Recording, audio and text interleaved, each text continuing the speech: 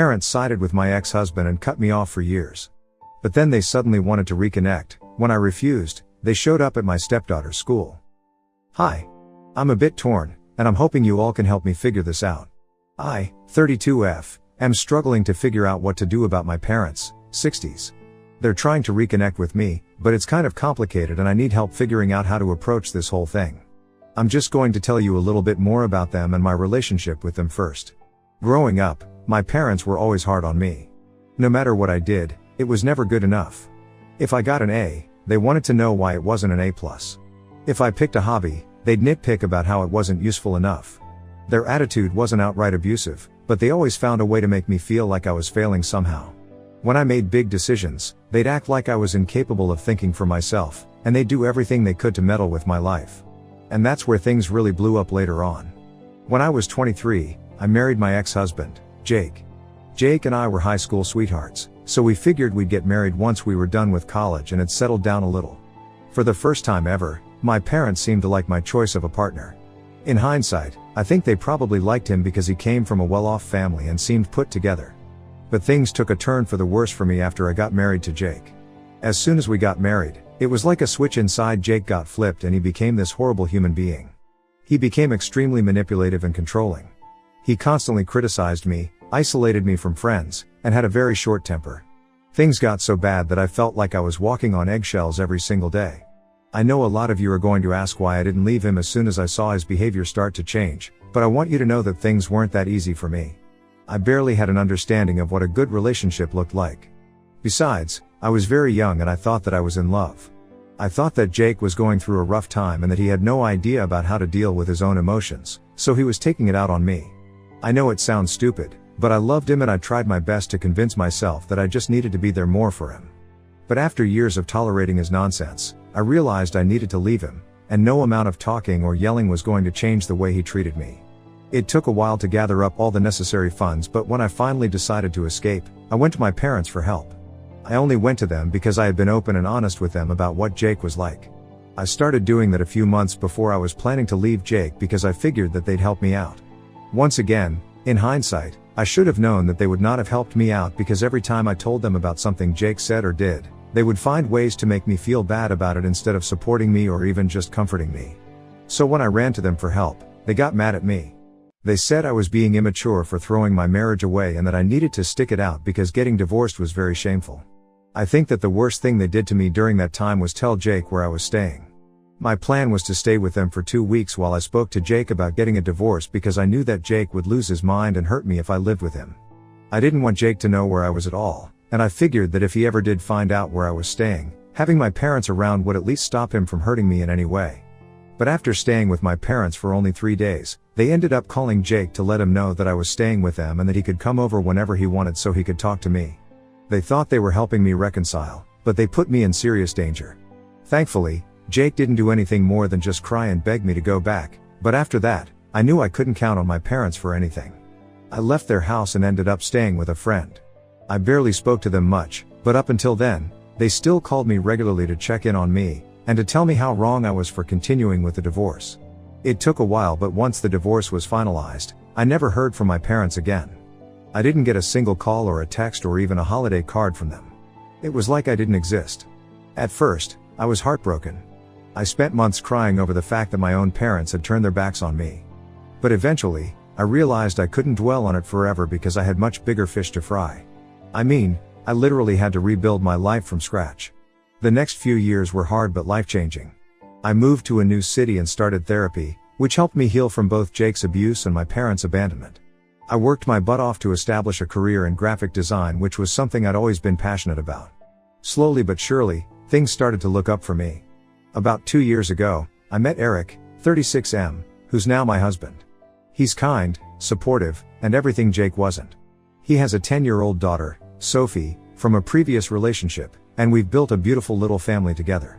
We got married just a few months ago, and life finally feels stable and happy. And now onto the situation that has brought me here. About a month ago, a local filmmaker released a cautionary documentary about financial and emotional abuse. One of the key case studies in the film was Jake. Now, I obviously did not keep up with what Jake had been up to after our divorce, so I had no idea about why he was even in that documentary. But I watched it and I was horrified. The documentary talked about how he had manipulated several women, financially and emotionally, engaged in shady business deals, and even conned people out of thousands of dollars. I knew that Jake was capable of being a huge douchebag and that he was capable of treating his partner wrong, but I never expected his actions to become a cautionary tale for an entire town. I had no idea that he'd gone to such extremes.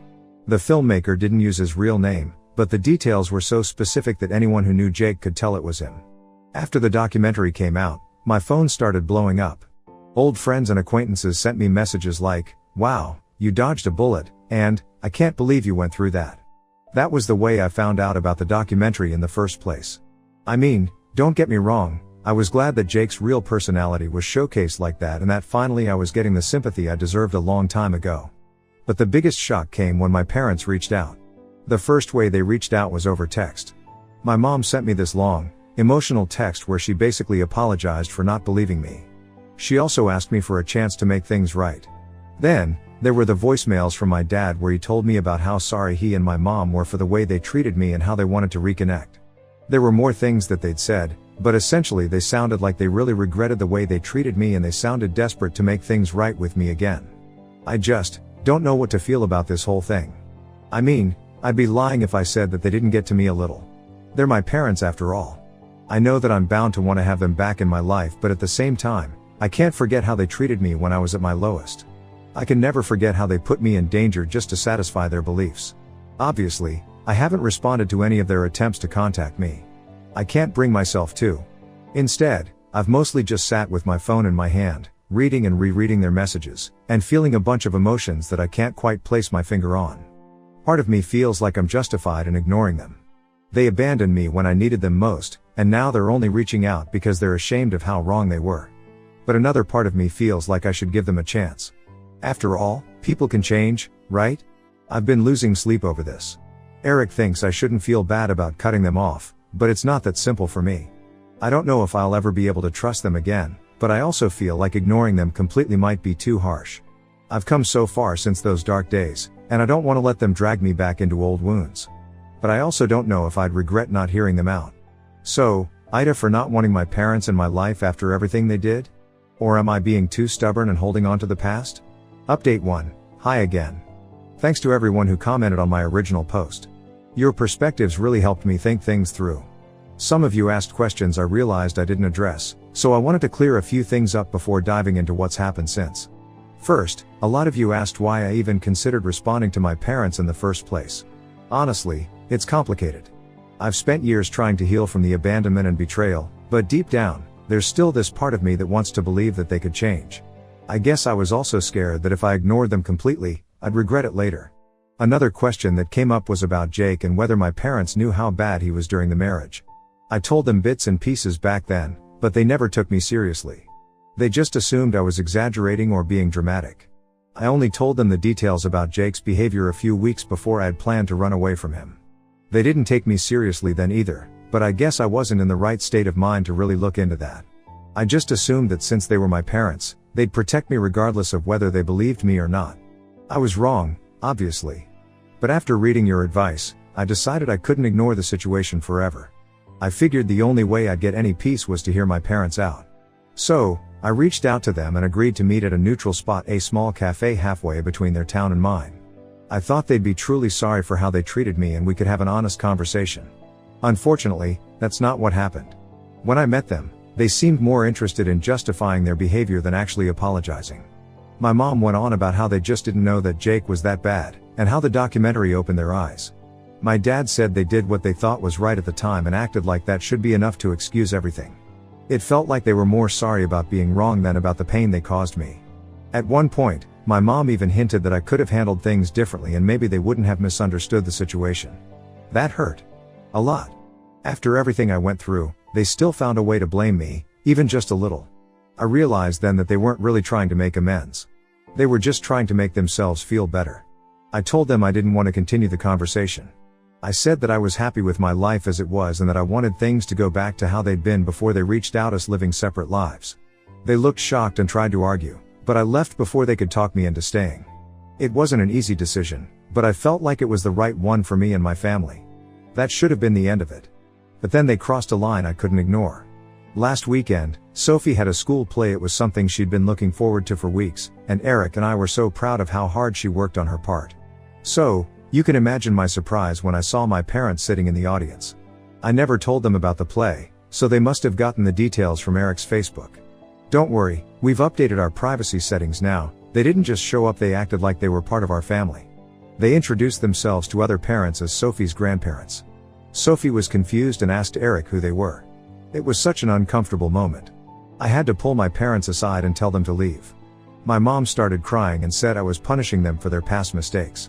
My dad said they were just trying to be there for me now, like that somehow justified them ignoring my boundaries. I didn't want to make a scene, especially with other parents and kids around, so I asked them to leave as calmly as I could. They didn't make it easy and they kept trying to cause a scene, but I somehow managed to get them to calm down and leave. After they left, Eric and I were both furious. He's been incredibly supportive through all of this, but he feels like my parents are trying to force their way into our lives in the worst possible way. He was already upset and mad at my parents for mistreating me in the first place, and then for choosing to still not take accountability for their actions. He's also protective of Sophie, and he's worried about how their behavior might confuse or upset her. He's also worried that they're going to take things too far, and maybe start using Sophie to get to me. Obviously, I completely understand where he's coming from, so I sent my parents a firm text afterward, telling them their actions were unacceptable and that I needed space. I told them that if they continued to cross boundaries, I'd have no choice but to cut off contact completely. They haven't responded yet, but I'm sure it's only a matter of time. Part of me wonders if I'm being too harsh, but I also feel like I have every right to protect my family from this kind of chaos. I tried giving them a chance, and they proved that they were not ready to respect my boundaries or my life. Anyway, I'll keep you guys updated on what happens next. Thanks for reading, and I appreciate any advice you have moving forward. Update 2, I really didn't think I'd be back so soon, but here we are. Things have gone completely off the rails, and I'm at a loss. A couple of days ago, a family friend reached out to me. This person is someone I've stayed in touch with over the years but who also keeps in contact with my parents. They called to let me know something they thought I should hear. My parents had apparently tried to contact Jake. Yes, my abusive, controlling, manipulative, ex-husband, Jake. They tried to contact the same guy whose crimes and predatory behavior were featured in a documentary just a few months ago. According to my friend, my parents reached out to Jake to hear his side of the story about our divorce. I was stunned. After all the apologizing they did, after claiming they believed me now and wanted to make things right, they still felt the need to validate everything by going directly to him. What makes things worse is that apparently Jake didn't respond to them directly but apparently made some smug, backhanded remarks through mutual acquaintances about how I've always been difficult and quick to blame others. Hearing this felt like someone ripping open an old wound. I didn't want to believe it at first. I thought maybe my friend had misunderstood or had gotten bad information. I tried to give my parents the benefit of the doubt, again, and reached out to them to confirm. I called my mom and asked her if she and my dad had contacted Jake. She didn't even try to deny it. Instead, she started defending their decision. She said that they wanted to understand the full picture of what happened in my marriage. She even said something like, "We were wrong before, so we don't want to make that mistake again." I was floored. I was already upset that they'd broken several boundaries while trying to make up to me, but finding out that my parents still did not trust anything that happened to me even with video evidence of Jake's behavior made me feel like I really did not matter at all to them. My dad chimed in during the call and doubled down. He said that Jake's behavior in the documentary was concerning but that it didn't necessarily mean he had been a bad husband. They also insinuated that I might have been exaggerating my struggles back then and that they just wanted clarity. Their complete lack of remorse was like a slap in the face. I asked them if they had any idea how much pain this caused me, and how much courage it took for me to even leave Jake in the first place. My mom brushed it off and said that I was being too emotional and that they didn't mean to hurt me in any way. My dad claimed that they were just trying to make informed decisions about rebuilding their relationship with me. At that point, I lost it. I told them that they were selfish, manipulative, and incapable of change. I said they had no place in my life or my family if they couldn't even acknowledge how deeply hurtful their actions were. They didn't even apologize. My mom just sighed like I was being difficult, and my dad muttered something about how they can't ever win with me. I hung up on them after and I felt so overwhelmed with emotions. I was sad and angry at the way my parents were treating me after years of no communication. I can't believe I gave them another chance just for them to betray me all over again. But I was also relieved. I was actually glad that I wouldn't have to interact with them anymore. As horrible as it was, this actually did bring me some closure. I always worried about how my parents and I stopped communicating on bad terms, and somewhere in me, I always blamed myself for that. But now, I can clearly see that I wasn't at fault at all. I talked to Eric about it, and he's been my rock through all of this. He was furious, too, especially since my parents' actions directly impacted the stability of our family. Sophie doesn't deserve to be dragged into this, and neither does Eric. We agreed that I needed to protect our family from my parents' chaos. So, I've blocked my parents on everything: phone, email, social media. I told the family friend who warned me what happened, and they were completely supportive of my decision to cut contact. They even apologized for being the one to break the news, but honestly, I'm grateful they did. I needed to know. I will admit that it hurts to realize that my parents will likely never be the people I need them to be, but I also know I can't keep putting myself in situations where I'm hurt over and over again. My focus is on my family: Eric, Sophie, and the life we've built together. They're my real family, and I won't let anyone ruin that. Thanks again for all your advice and support. It's been a tough road, but I'm learning to stand up for myself and prioritize the people who truly matter. Update 3, hi again. This will, hopefully, be my last update. After everything that's happened, I've decided it's time to put a final stop to my parents' interference in my life. Things escalated in a way I never imagined, and I've had to make some tough decisions for the sake of my family. A couple of weeks ago, I got a call from Sophie's school. The principal wanted to let me know about an odd situation involving my parents. Apparently, they had reached out to the school directly and claimed that they were Sophie's grandparents. They apparently wanted to volunteer for an upcoming school event. They said it was their way of bonding with their granddaughter and insisted they had my permission. Thankfully, the school was suspicious enough to contact me first instead of just accepting their offer. I was horrified. I was pretty clear when I told them that I wanted nothing to do with them. But the fact that they chose to ignore everything I had to say and go straight for my family made me see red. They knew that I did not appreciate the fact that they showed up to Sophie's play without notice, and they knew that I wanted them to stay away from her. The fact that they crossed this line made it clear that they weren't going to stop unless I took serious action. Eric was equally furious. He said that he felt like they were trying to undermine us as parents and force their way into Sophie's life without our consent. That was the breaking point for me. I realized my parents were never going to respect boundaries or take no for an answer. They had already shown a complete disregard for my feelings and safety, and now they were involving Sophie in their mess. It was time to protect my family in a way I hadn't before. Eric and I decided to consult a lawyer about filing a restraining order.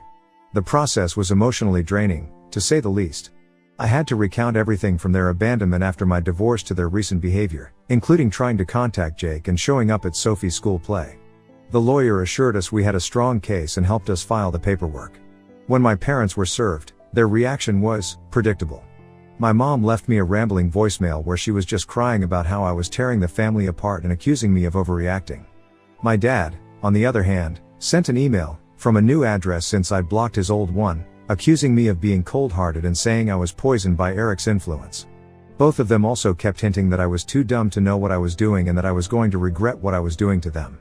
All I could hear was the fact that they still couldn't take accountability for their actions and instead chose to double down on blaming me.